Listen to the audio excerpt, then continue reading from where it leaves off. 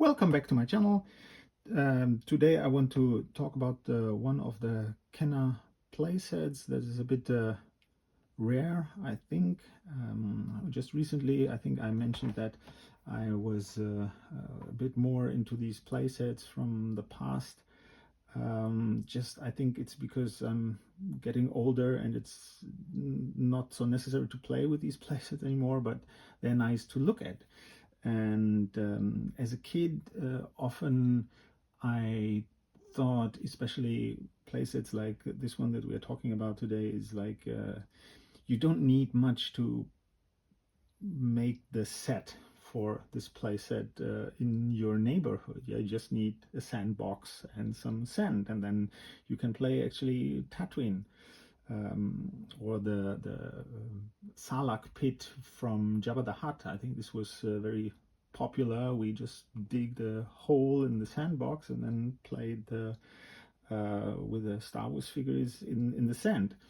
So similar for the Hoth attack in wintertime, we here in Europe, at least where I come from, we like to play in the snow with our Star Wars figures, yeah. And here, this one is one of the sets that I think was not available in Europe at that time. It's a Sears exclusive, and I got it on eBay, and I kind of think it's nice background. It gives a bit of an atmosphere, and as I said recently, I enjoyed looking at play sets. Unfortunately, this one is really just a cardboard, and I think if people who made that in the 1970s thought that this would be such a rare and requested item in the 2000s, they would not have believed that.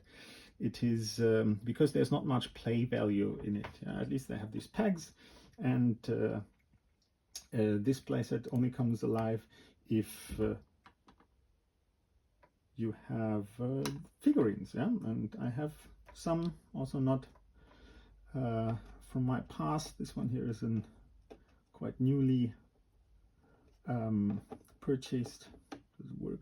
Yeah, but it's the blue snaggletooth. Then we have here the guy who loses his arm after a while. It's called the Walrus Man or something. And we have here some R5D4 with the wrong motivator, and some hammerhead. It's a little bit easier to fit here, and of course Greedo still alive before going to the Cantina. So this is called the Cantina Adventure set, I think. And you see with the figurines in front, I think it looks already quite nicely and lively, and gives you a bit of the atmosphere in on Tatooine in Mos Eisley.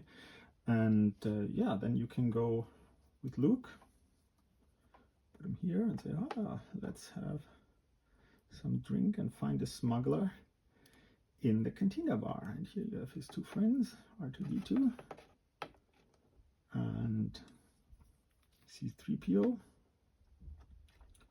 And yeah, that's it basically. I think there's not much to do. There's no doors to open. There's no nothing to move around. It's just for display basically, and that's why I said I enjoy it nowadays.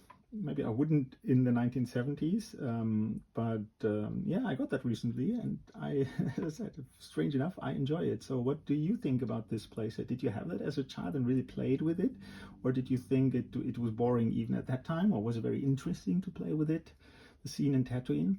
I remember I had the Cantina, the Creature Cantina, I think it's called, so the Cantina itself, and I really enjoyed that as a kid. So what do you think about this one?